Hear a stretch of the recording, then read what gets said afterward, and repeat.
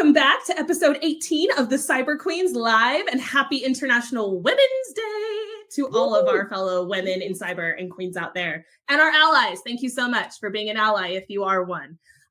Today, we are having a super fun, super appropriate conversation for the holiday. I'm really personally excited about it. We are going to be talking about female entrepreneurship in cyber with our friend Victoria. So our special guest of the hour, we have CEO of Callity, Victoria Germanova, joining us today. Really, really excited. So Victoria, please tell us a little bit about yourself and a little bit about Callity and what you do. Hi, thank you so much for having me on. It is so lucky that we're here on International Women's Day. I know that was a coincidence, but let's pretend it was planned. Totally planned. I'm Victoria. I'm calling in from California. I've been on the West Coast for 3 years, although you might be able to hear I'm from the UK originally. I founded a startup while I was at business school. It is in the cybersecurity space. I've had some experience in sales myself before that, a little bit of experience in PR and on the buy side at Salesforce. And all of that kind of led me to start working on this idea and the solution. And I'm really, really pumped to be one of apparently there's only 70 female founders in cybersecurity over several thousand. I saw that yesterday. 17 or 70? 70, but it's out of 3,000. Horrible number. 72 out of 3,309 cybersecurity vendors have a woman founder. Did you know that?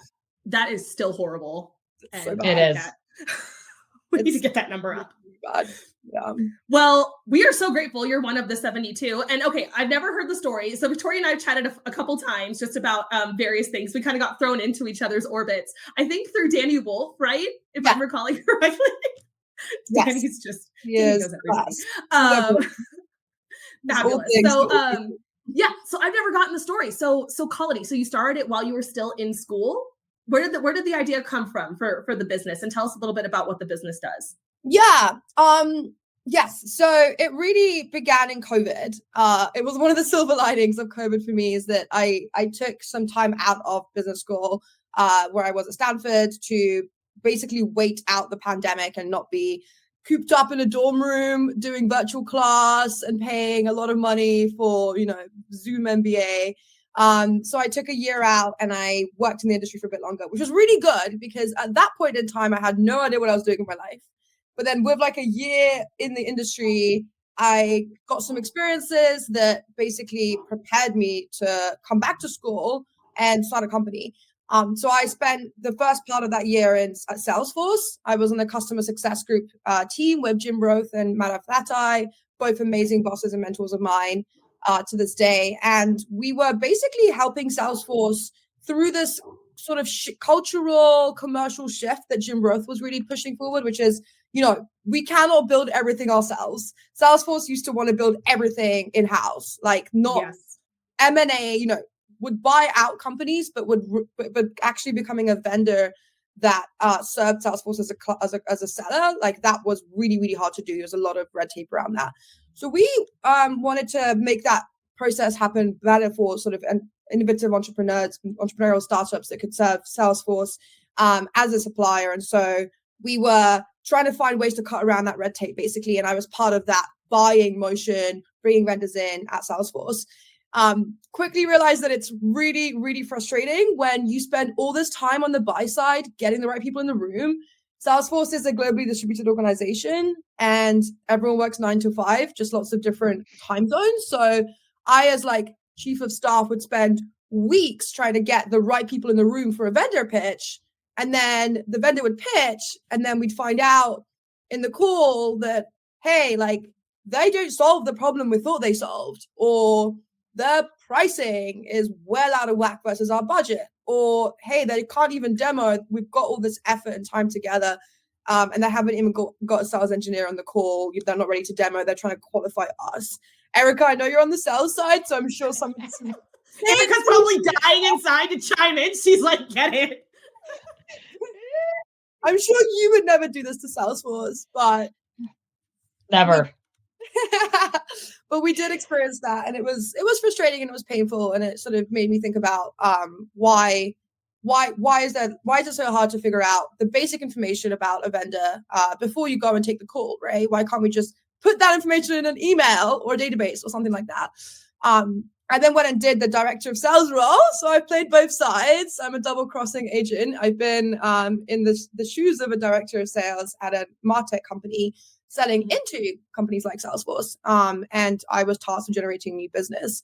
And I was doing cold outreach. I was the one sending out hundreds of messages per day on LinkedIn, desperately trying to find any common ground with anyone that might be a buyer and being like, hi, John, I noticed we went to the same cafe 5 years ago because we both Facebook checked in there. Okay, Danny's having a heart attack somewhere. She's over there on the other side of the world, waking up out of a sleep going, no, someone's cold calling right now. Yeah. But it's funny because, I mean, if you hear Daddy's story, like she also did that. Like we've all done it. Yeah. And we've all been a victim of it. Raise your hand if you too in cyber have been victimized by cold sales messages. I'm victimized every day with Cyber Queens and Teach Kids Tech. Teach Kids Tech.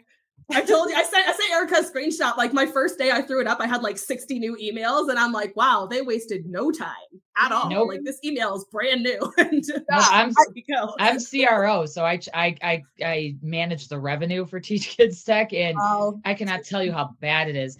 And I was on Danny's one of Danny's sessions with some CISOs. So we talked about how the cold outreach and how to get a CISO, on your side. So I'm dying inside laughing because I'm like, oh my gosh, Danny's going to come out of her sleep right now and murder us.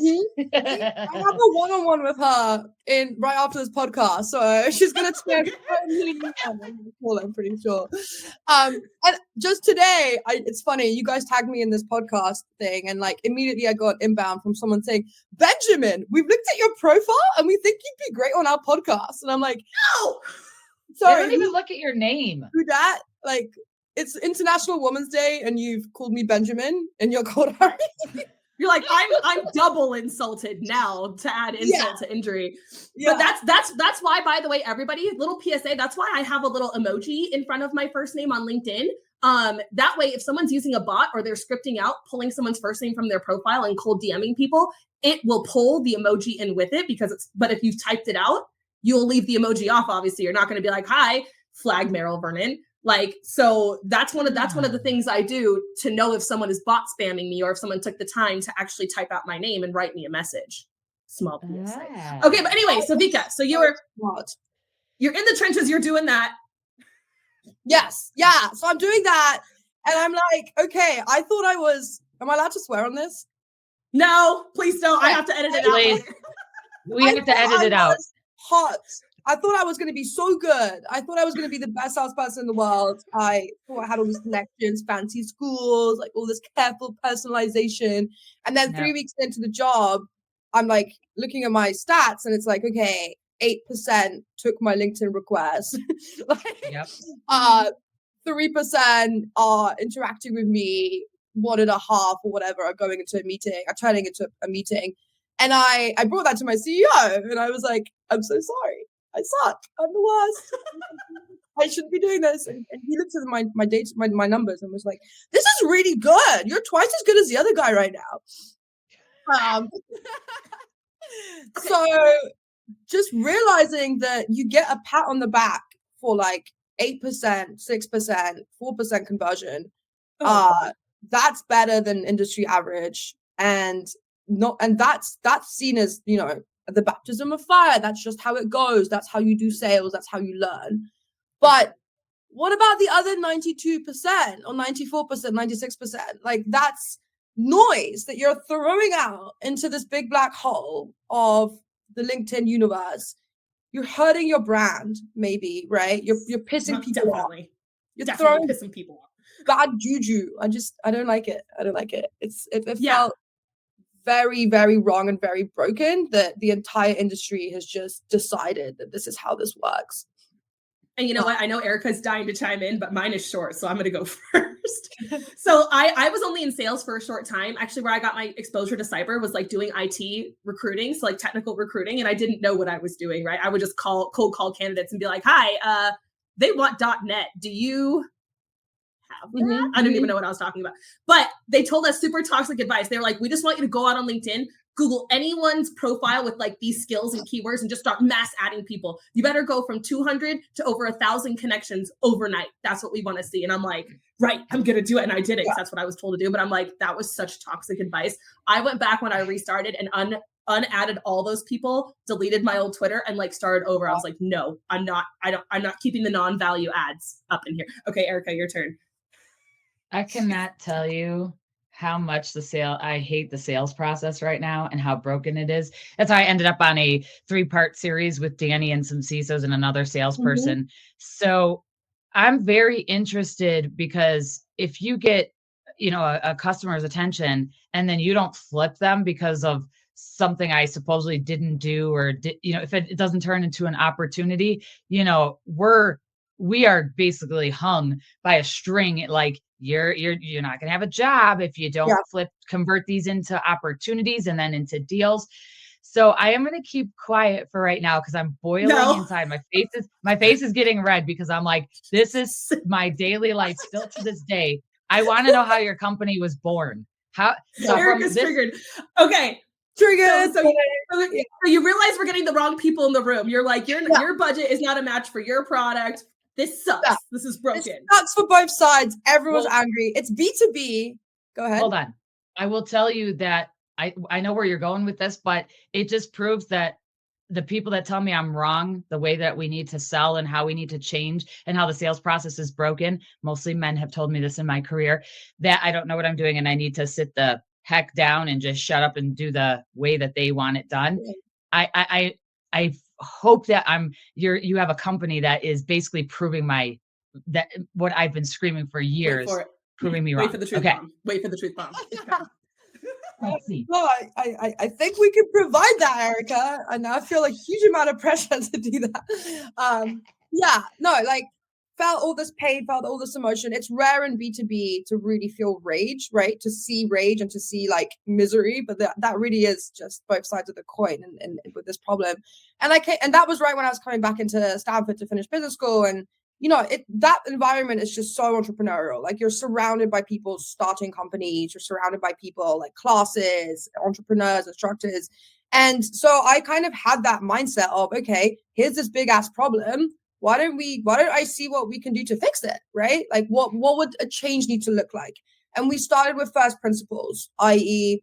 the trust is broken. Why? Because incentives don't align between the folks in the sales org who are at the top of the funnel, finding potential targets, reaching out to them, getting time in, qualifying them. Those are the more junior members of a sales org. Typically, that's where the volume versus value piece comes in. Like Erica, that's where like people just whoop you and tell you to sit down and just like do what you're supposed to do, even though strategically it makes no sense, right? Just that it works, that 1%, that 2% is enough. It's better than nothing. And so they're willing to do the 100 outreach for each of them. She's dying. For those of you who Erica's face is dying. I'm a seasoned sales professional. I'm a field rep, so I'm enterprise at this point. I should be a VP of sales or CRO, but I've chosen to stay on the individual contributor side. So I'm excited for what you're about, for you to continue. Yeah, I'll go ahead. We basically we decided to solve this problem by reestablishing trust and realigning the folks on each side that do understand what the problem is and how to solve it and are interested in building real relationship capital. That's like a Danny Wolf phrase, but we share it now. She hasn't trademarked it yet. And who understands like the value of not meeting buyers where they're at, and not frustrating them and not ruining your brand. That's like sales leaders typically, right? Strategic sales leaders who understand that one good meeting is better than 10 terrible ones. So what we're building is a marketplace. It's a managed marketplace, which means it's not open source. It's not like, it's not Amazon. You can't just log in and find things. Like it's a managed marketplace, which means that basically we work with the buy side, CISOs, people you're familiar with. Chris Roberts is one of our biggest, happiest clients and champions of Callity. John Overbar as well. Ken Ricketts. There's a few really great early design partners that have been working with us on this. But we work with CISOs and security directors, security managers when they have an urgent need. So they come out of an audit, they come out of a review, they have new budget allocated for the year, or they have an upcoming renewal. At that moment when they're like, okay, I need to go to market and find the right vendor or review who I'm currently using, that's when they can use Callity and run a search basically through us. The other side of it is the vendor side, obviously. And I can see some of our, maybe James is on the sell side. Yeah, definitely. We have over 100 vendors already signed up for kind of changing the grain and basically giving us information into our database around their differentiation. Not the sales and marketing stuff, but like, what do you do? What does your like Erica, what problem does your product solve? What's the job to be done? Everything. No, I'm just kidding. No, well, you can't she's like everything. We fix all the problems. I'm just kidding. No, so I currently work for SentinelOne. So people know us as endpoint protection. That's what they really know us for. We compete against CrowdStrike, but we have a lot of other things that customers don't know. Like we have a whole cloud offering. So we can give you literally endpoint protection all the way through the cloud. So, and the fact that customers don't know that because they don't want to listen to us. And when I did this 3-part series with Danny, they said something like this was coming, and that's what they meant was you. They're working with you to get this, because they wish there was a repository of information for CISOs to go to, Chris Roberts and Dimitri. And I've had so many customers say that, like, if I could just go to this repository, because like for me, if I go to a customer that I've never dealt with right now, I say SentinelOne, and they're like, yep, endpoint, but they have no idea that they can secure their containers and Kubernetes through us as well. Yeah, completely. That's the thing. The problem is that when you Google something like, I need to buy a SIM, the thing that you're always going to end up on is a vendor's white paper, which can be valuable, but it's not something that buyers trust as much as a third party, which are shoes that you'd think would be filled by like Forrester, Gartner, Optiv, CDW, but like, hell no. The problem with those guys is they're so one size fits all, pay to play. Exactly. It's not actually a clean lens on the market, and it's not a curated lens on the market. You're not putting filters over the Magic Quadrant to tell you, okay, as a financial services company at stage 2 security maturity with this tech stack running these adjacent, vendors on our platform already, with this experience and this budget, like that's the lens that we kind of apply to the market when we're working with a buyer's needs. That's excellent. I love, so you actually include security maturity as like your maturity level is like you might not be ready to go straight to MDR, but maybe you're ready for like this step right here. And that's also probably an indicative factor of your organization's like size and budget as well. So it's like, you might not be able to afford MDR either, but you can probably piece these things together and get what you need done. That's excellent. Exactly. I am so excited. And I have a question for you right off the bat. So since you're a female entrepreneur in cyber, how have you been treated? We're getting away from the business stuff now into the team. Well, I'm saying when you go into a company and you're a female founder, you're a female CEO, and we work in a male dominated industry. That is 100% true. I've lived it. People have heard the podcast before, what has gone on. How are you treated versus maybe somebody who's not female? Yeah, great question. Give it to us. I will preface it with, I obviously don't know how a guy in my shoes would be treated. I can just see, other successes and failures from the sidelines. And I will also preface and say the majority of folks in the industry have been great, have been warm, have been friendly, have been receptive and open. It's not all cybersecurity professionals fall into what I'm about to say, which is there have been situations that have forced my jaw to hit the floor, right? Like, I think I've been kind of lucky, honestly, until now. I was like, obviously a feminist, but I wasn't like, oh, this is something that keeps me up at night, right? Like I'm running into sexism in my everyday job. Like it just wasn't happening because I was in like decent schools and then consulting and then like these big institutions, Salesforce, and like there's always a HR department and there's always a policy and there's always examples of like, when someone did cross over a line, things went wrong for them, right? There's justice basically. When you're just on your own, going in to a big company and pitching them, you don't have HR. No one is protecting you. No one's watching you. There's no structures. So people can really abuse that, unfortunately. One example I remember very vividly where this really happened for the first time. I was driving. I was on a phone call. It was on the vendor side, actually, because initially we actually, it was explaining like the AEs and the sales folks on the vendor side would like love us, like immediately be like, yes, you're giving me everything I need to know about a buyer. You're telling me I don't have to pay for a meeting unless it actually happens. Like, yes, let's do this. So we had brought this buyer profile to a vendor I will not name. The AE was all fired up, was the best, like so excited about us, championing us internally, everything. He was like, yeah, I think we just need to get approval for this budget to come from the channels and partnerships guy. And I was like, great, get him to call me. So I'm driving my car like to Palo Alto or something. And then I get this call from this guy and I'm expecting it. So I'm like, hi, like, I open it very friendly, like ready to do my little introduction.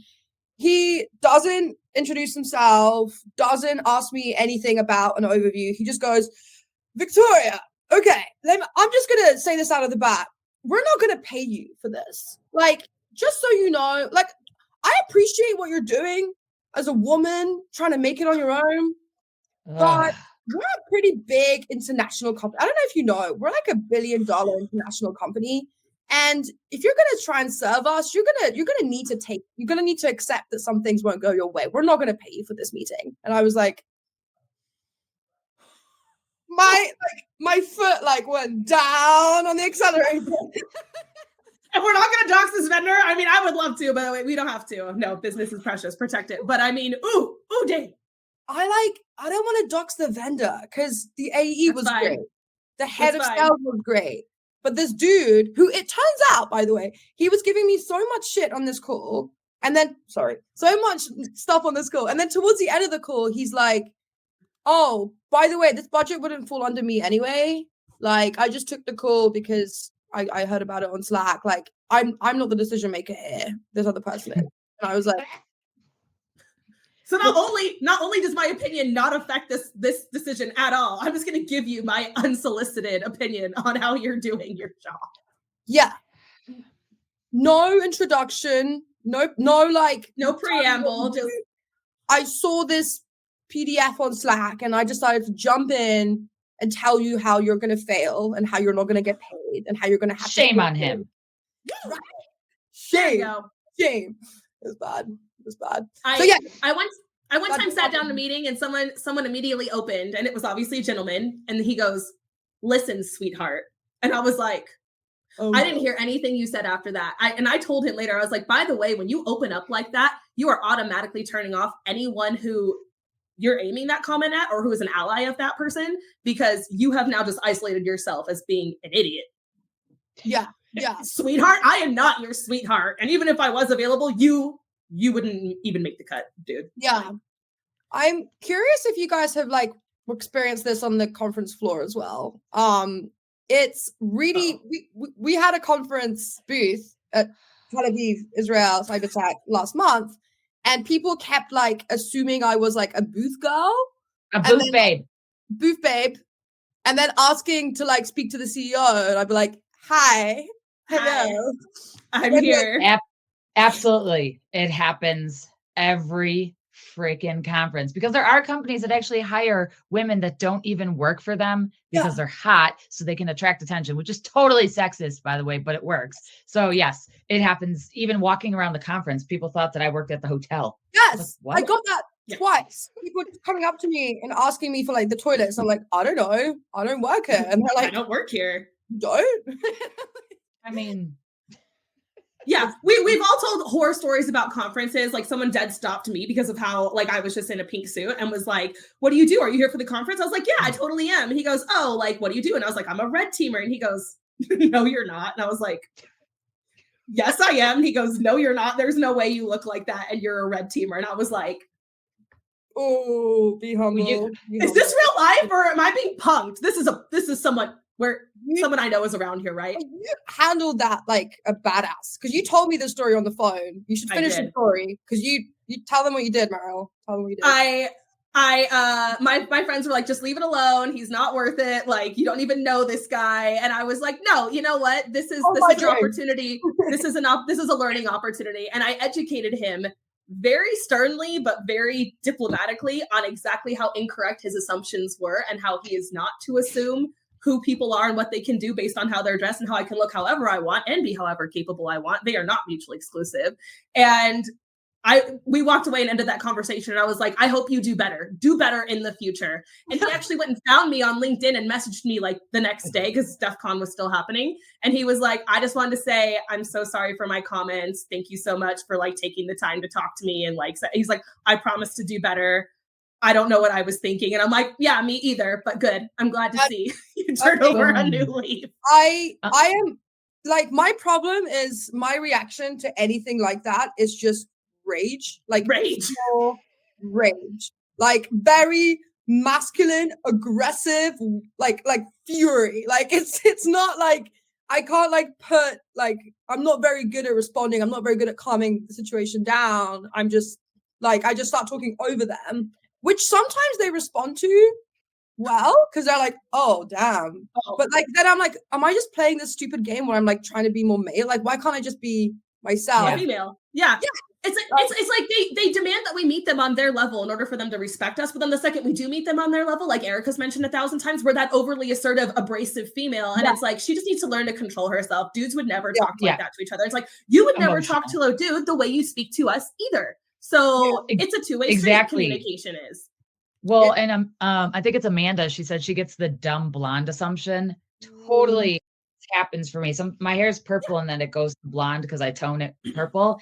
And a lot of the times they think that I'm just like somebody that's hired for marketing or the dumb blonde comment. And I'm like, I have like probably more degrees, which doesn't always mean something. So for all you naysayers against degrees, but like double master's degree, came from being poor, lived in my car at one point, single mom. What's your story? What's your excuse? Oh, you went to a college that your parents paid for? Yeah, I lived in my car and now look where I'm at.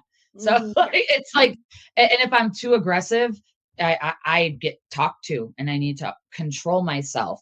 So I've learned in my career to be to put people down the way they put me down, but with a smile on my face. And you'll never know that I'm actually insulting you until after the conversation's over. Yeah. Don't get me wrong, Vica. I'm just like you. My initial reaction is rage. Like I can feel a spike all over. I'm like, and then I'm like, no, don't do it. Don't. I think that's my mom training coming in, right? Like I'm like, I would love to just yell at you, but I know how to get what I want by de-escalating and offering you a snack and then seeing if we can be friends. And it's sad that I have to do that with professionals in the industry, but yet it comes up all the time. I need to have kids to get this under control. Notice. Possibly. It will greatly help. My boyfriend about this right now. Like it's important for my personal development that I get a bit of mom instinct training. Yeah. And the other thing is that when people insult females in the industries that they work with versus males, like when they're talking smack on another dude, like, oh, that dude's numbers, oh, blah, blah, blah. Oh, did you see how he bombed that meeting? But when they're attacking females, they go, did you see how emotional she got? Like, oh my God, she needs to learn. Oh, did you see she came in late today? God, I wonder what's up with her now. Like they attack us as people and they don't attack like objective things. So then when we defend ourselves and we get emotional about it because you've attacked us directly and not something like you would someone else, then we're the emotionally erratic ones. And that's not fair. So I would challenge anybody working in cyber, anybody at all, you're at a conference, you don't know who anyone is or what they do. You don't know Erica, you don't know Victoria, you don't know me. Walk up and introduce yourself to someone with no assumptions whatsoever. Assume that person could be the CEO, an engineer, in sales, in marketing. It doesn't matter. Have no assumptions and just get to know them based on what they do and see how many more genuine relationships you walk away with. Yeah. That's my freaking PSA for this episode. I mean, it's true because you don't know what somebody's been through and what road they've walked. And that's just like treat people kindly, right? It goes back to just being a human. What are some other challenges that you've had, Victoria, being a female founder or CEO as, you know, in cyber? Just other than just people, assuming like you're a dumb blonde, or what are some other challenges being a startup? Yeah. I mean, we couldn't, I'm very glad that we're in this space. We've met amazing people. I've met amazing people. I have incredible mentors. There's a lot of people that inspire me in this industry every day, including the people in this room. But it is a tough industry. Like it's that there's a reason that sellers really, really feel the pain of selling to CISOs more so than almost any other industry. And it's partly why we came into it. We were looking for signals of spaces where there's a lot of breakdown between vendor and buyer comms. There's way more vendors than buyers. There's confusion. There's like a complex tech stack that like procurement can't just, look at like they would like at chairs or pens or something. So we kind of knew what we were getting into, but the flip side of this being a noisy space where it's hard to sell is that coming in as a startup that is helping you with that problem, but is also a vendor ourselves, right? We're not like a nonprofit organization. Has meant that it's been really, it's been tough to just re-educate and open people's eyes to the idea of, hey, this thing that has been broken for so long, that can be changed. And it doesn't require a cybersecurity degree, 20 years experience in the field to do it. You said two things that I want to hit on. You said that you have mentors. We have talked about branding and mentorship in the past on Cyber Queens. And then you said you don't have to have degrees. We've also talked about that. So that is amazing to hear that from a CEO and founder. Yeah. So go ahead. Yes. Absolutely. I'll tell you, when I first, when we first decided to focus on cybersecurity, and I say the we, it's kind of the royal we, like for a long time, I was completely on my own. Just you? It's me and my other personalities. Yeah, exactly. Yeah. You're talking to yourself. You're like, don't mind me. I'm having a staff meeting. Okay. Me and I are going to make some decisions right now. Head of HR. I'm like, you're everything. You're everything. HR's here. Hi. Accounting is here. Also Victoria. Hi. Present. Well, Victoria with accounting, Victoria with sales. Kind of how are you? Tangent, but you know when you start a company, you have to do all this paperwork, and it was absurd. Like I was like, how do I start a company? Do I just like, is it like Michael Scott in The Office? I just stand up and go, I have a company, and then it just counts. No, I love The Office. Yeah, like I declare bankruptcy. I literally was like, I like emailed a lawyer and I was like, how do I start a company? Like, what makes me a company? And they were like, you have to put this paperwork in and you have to sign it. And I was like, cool. So I prepared a document that was like, the board of directors, i.e. Victoria Germanova, would like to formally recognize that we are like the CEO of the company is Victoria Germanova. And this is signed by the shareholders, i.e. Victoria Germanova. So it was my own signature 3 times on a piece of paper addressed to myself. And then I was like, what do I do with this now? And I sent it to the lawyer and they're like, no, you're a company. That's it. You signed. And I'm like, this piece of paper that I signed myself 3 times in 3 different places has made me a company. Fascinating. That's totally kosher. That seems totally legit. Yeah, it's wild. I will say, I handed the entire business side of Cyber Queens off to Erica. I was like, listen, we all know I'm doing the marketing and the branding. I don't know how to make us a business. You do that. Yeah, it's incredible how easy it comes, but everything after that is what's tough. So you could start a company with just an idea. It's what you do after is what makes it tough, which is what you have been through so far. Exactly. No, obviously, everything just gets harder and harder. And by the way, just because you know you're going to tread a hard road doesn't make it any easier to actually walk. Like you can look it in the eye and say, I know what I'm getting into. I am going to start. I'm going to be a startup, which people already have an inherent disbelief against, right? Because startups want to come and change something, and it costs money usually. Like, and then you're a female founder, and they already have an inherent disbelief and bias against you for that as well. But it doesn't make it any easier, even though you're looking the beast right in the face to go do it. So I'm wondering, as someone who was non-technical, because you came from traditional sales and an MBA route, what made you want to start a company in a technical field as a non-technical person? Yeah. Well, we did this humongous kind of listening to the customer thing right as I was wrapping up Stanford. Like there's a class called Startup Garage, which is where you take an idea through it by running it by deeply listening to customers, potential clients in spaces like 15, 20 calls a week. And then you rapidly iterate and you start like changing your paper prototype that you show them and just getting more and more feedback. So you're completely building with a customer voice in mind. And I was getting like a lot of different teams around me, around us. And at that point, there was a team. It wasn't just me.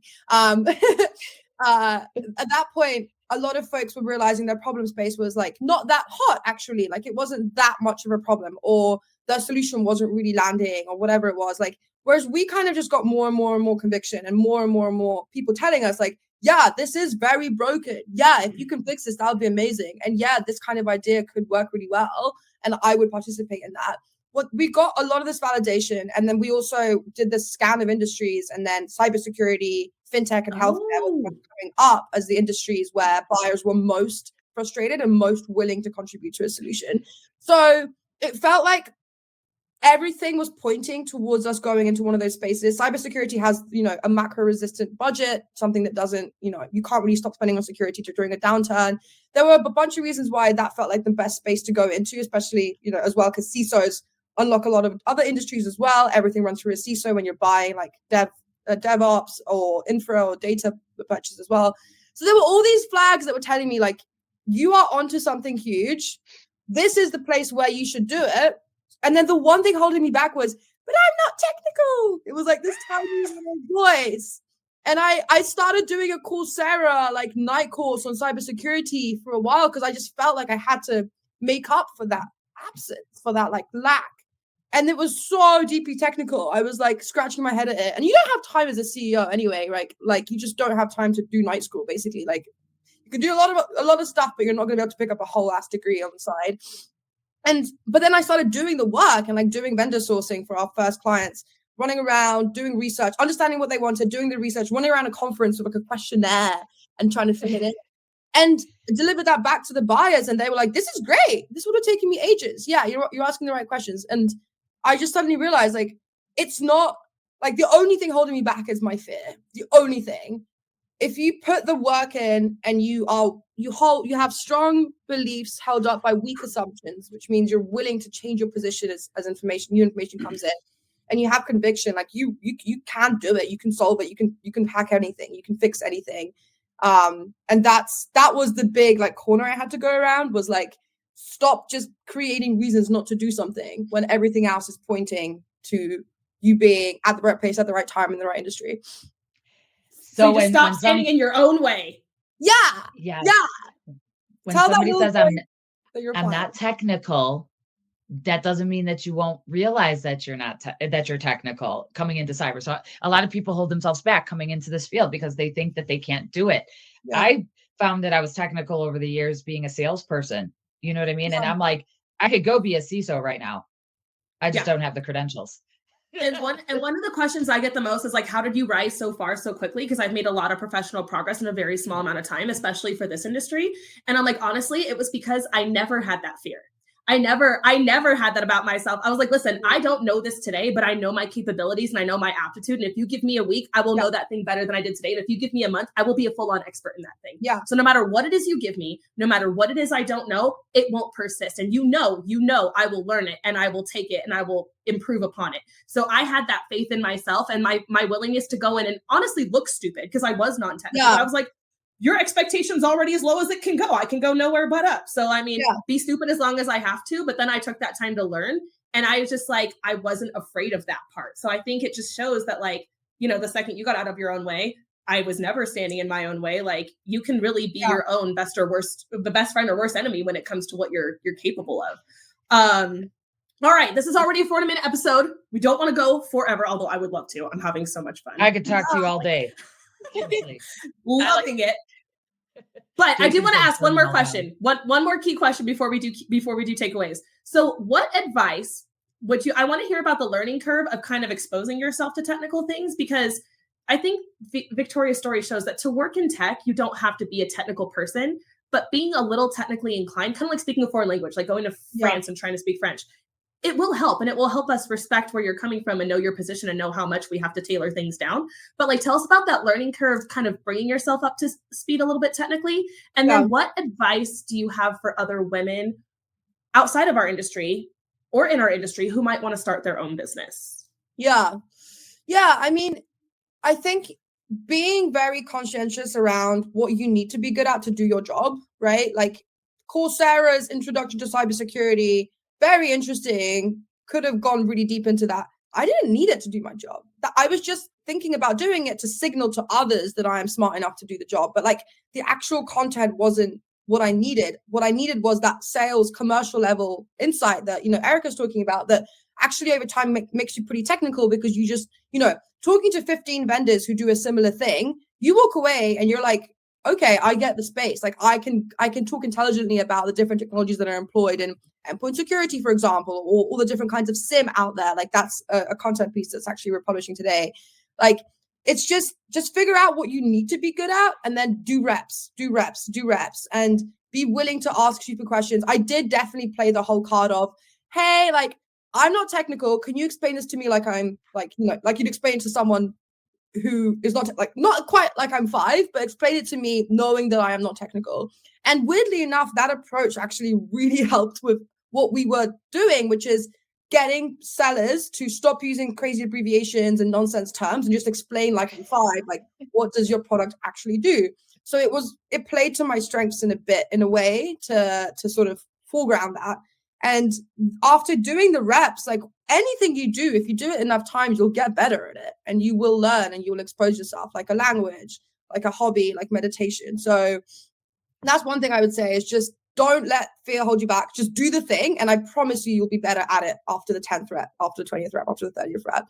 And that's how you accumulate knowledge. Yeah. Said it once, I said it a million times. If something intimidates you, or if you suck at something, make that thing your best friend until you make it your biatch. Yeah. I have never danced in my entire life, but this year I'm taking dance lessons because I'm terrified of it.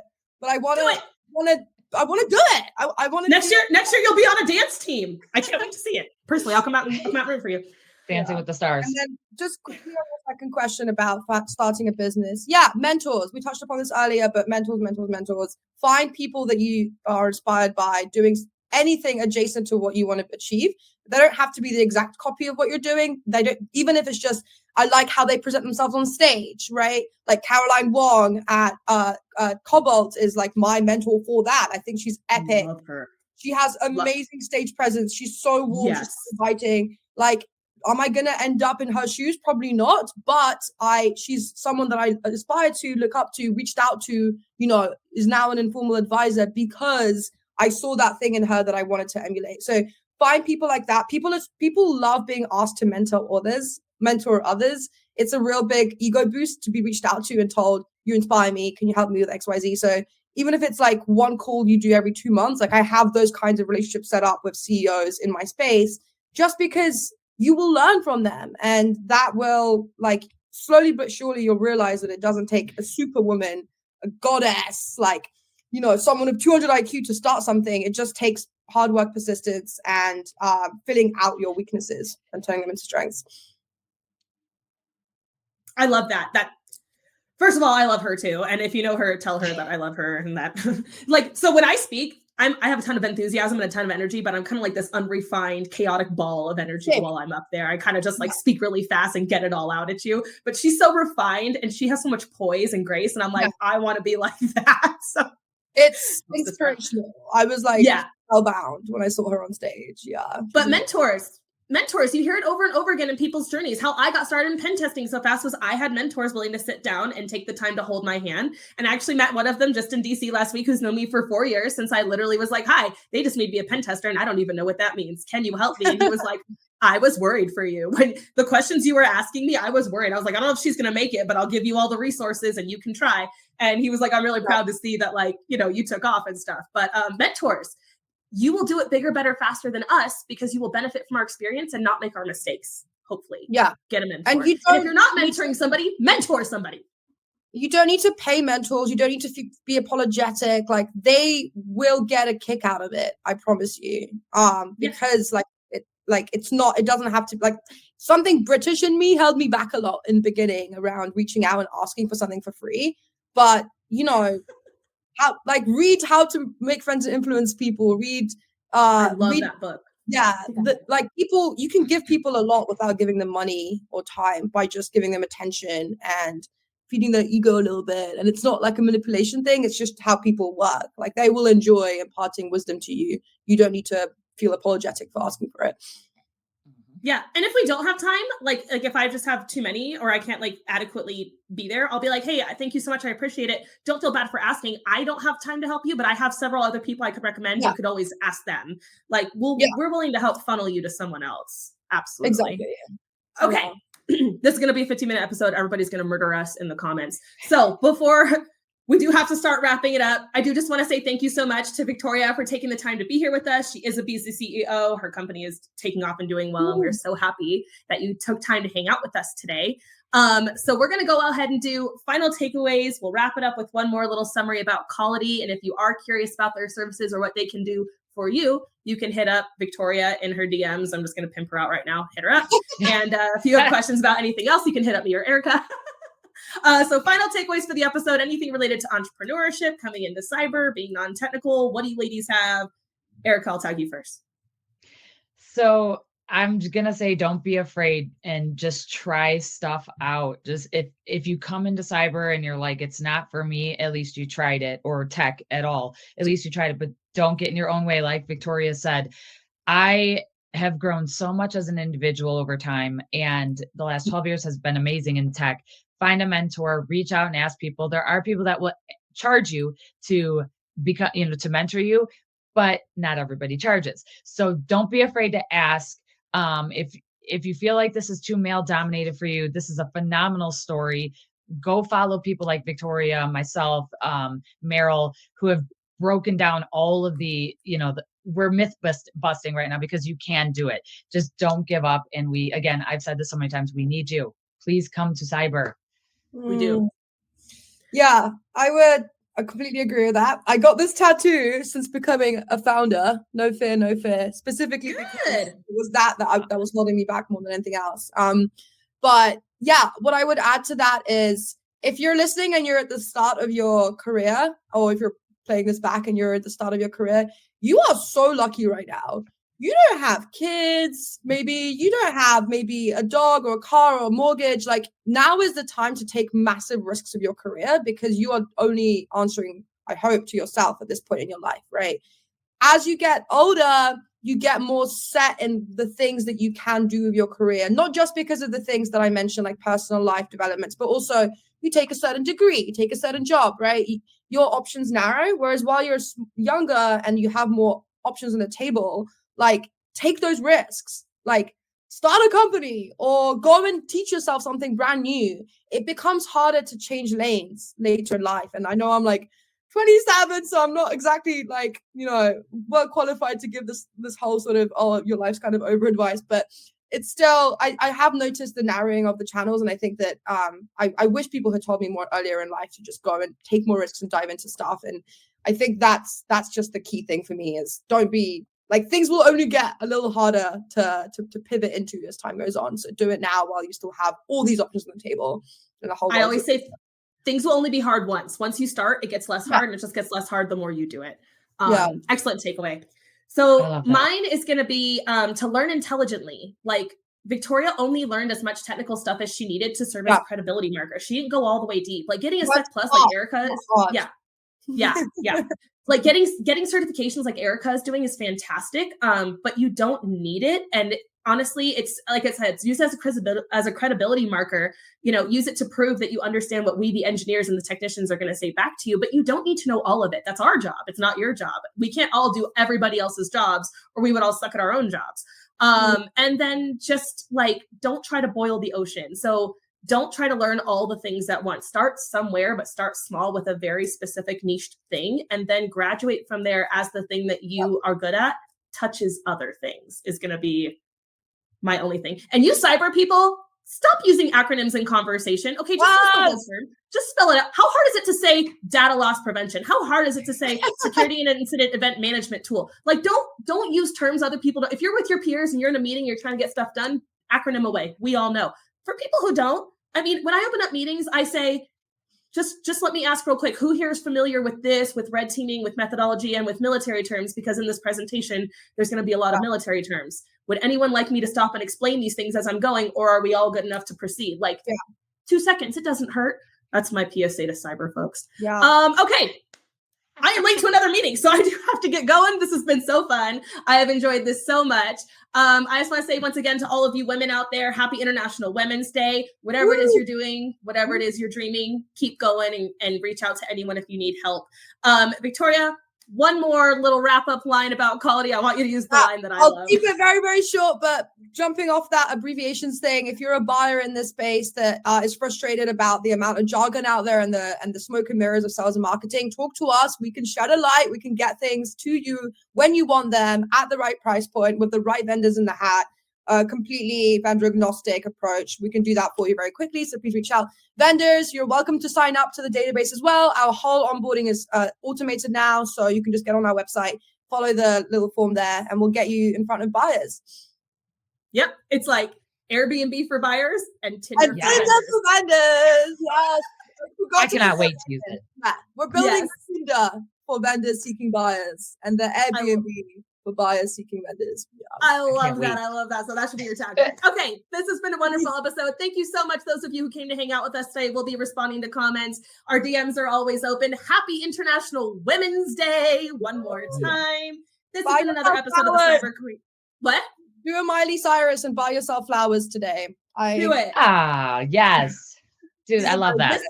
I'm glad you did. This has been another episode of the Cyber Queens. If you liked the content, please feel free to like, share, and subscribe. It's totally free and the number one way you can support us. We will see you next week. Bye. Bye. Bye.